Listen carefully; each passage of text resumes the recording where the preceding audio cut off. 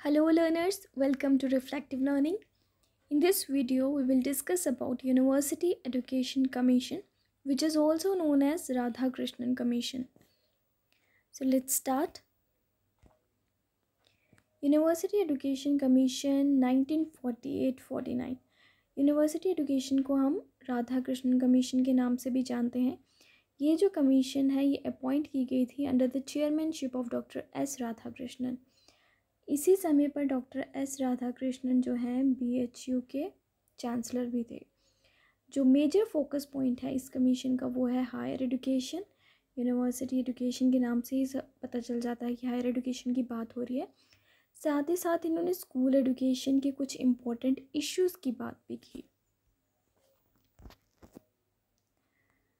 जो major M था इस कमीशन का वो ये था कि हमने बच्चों को ट्रेन करना है फॉर डेमोक्रेसी। जो लर्नर्स हैं उनके अंदर हमने डेमोक्रेटिक वैल्यूज़ को डेवलप करना है उनके एजुकेशन के साथ साथ ही।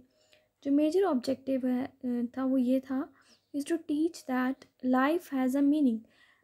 जो मेजर ऑब्जेक्टिव इस कमीशन का वो ये है कि हमने बच्चों को बताना है कि हमारी जो लाइफ है उसका कुछ ना कुछ मीनिंग है, और जो हमारी इनेट एबिलिटीज़ हैं उनको हमने क्या करना है, डेवलप करना है in order to develop wisdom.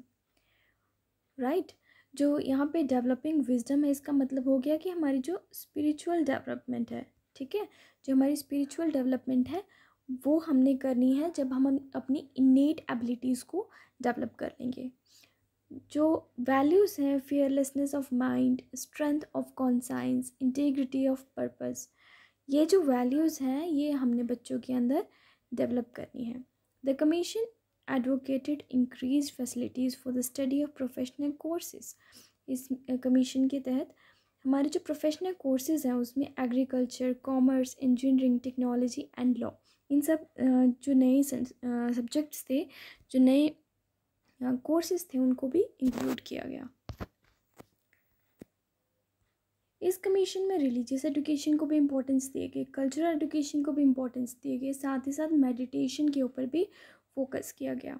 जो मीडियम ऑफ इंस्ट्रक्शन है हायर एजुकेशन का वो क्या होना चाहिए, वो मीडियम ऑफ इंस्ट्रक्शन में रीजनल लैंग्वेजेस को इम्पोर्टेंट दिया गया है, और उन्होंने बोला कि जितना जल्दी हो सकता है इंग्लिश को रिप्लेस किया जाए किसी इंडियन लैंग्वेज के साथ which can not be Sanskrit, जो संस्कृत नहीं होनी चाहिए। The commission clearly wanted that school should diversify. Commission में क्लियरली बोला गया कि स्कूल्स को डाइवर्सिफाई करना है सो दैट कि जो हमारी जनरल एजुकेशन है उसको हम क्या कर सकें, इंट्रोड्यूस कर सकें। It recommended 4 categories of teachers. इस कमीशन में टीचर्स की 4 कैटेगरीज बताई गई हैं। 1 is professor, readers, lecturers and instructor.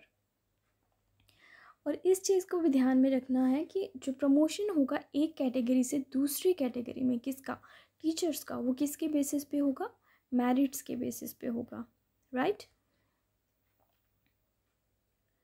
The commission recommended higher salary.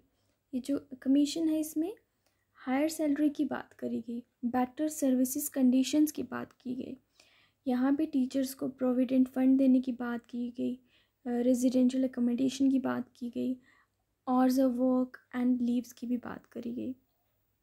ठीक है, और जो टोटल वर्किंग डेज होंगे टीचर्स के वो कितने होंगे, 180 वर्किंग डेज की बात करी गई इसमें। ठीक है, यूजीसी को as a main body setup किया गया। फिर एनसीसी के ऊपर भी फोकस, एनसीसी को भी एनसीसी ट्रेनिंग को भी इंक्लूड किया गया। ठीक है, इंग्लिश लैंग्वेज को रिप्लेस करने की बात की गई, उसकी जगह पे हमने कौन सी लैंग्वेज को यूज़ करना है, रीजनल लैंग्वेज को। और इसका जो मेन फोकस था वो ये था कि हमने जो हमारे लर्नर्स हैं उनको क्या करना है, एक गुड सिटीज़न बनाना है, उनमें हमने डेमोक्रेटिक वैल्यूज़ को डेवलप करना है, उनके अंदर हमने स्पिरिचुअल वैल्यूज़ को डेवलप करना है। और जो हमारे न्यू कोर्सेज़ थे एग्रीकल्चर, कॉमर्स, इंजीनियरिंग, टेक्नोलॉजी, इन सब को भी इंक्लूड किया गया। ठीक है, ये इतना ज़्यादा मुश्किल नहीं है, ये बहुत ही सिंपल टॉपिक है, आप इसको एक बार पढ़ लीजिए, ये बहुत ज़्यादा सिंपल है। और ये जो एक एक लाइन इसमें मेंशन की गई है ये बहुत इम्पॉर्टेंट है, और इसी से आपके क्वेश्चंस बनते हैं। आई होप आपको वीडियो अच्छा लगा होगा। अगर आपको वीडियो अच्छा लगे तो please like, share, comment and subscribe for more videos. Thank you so much for watching.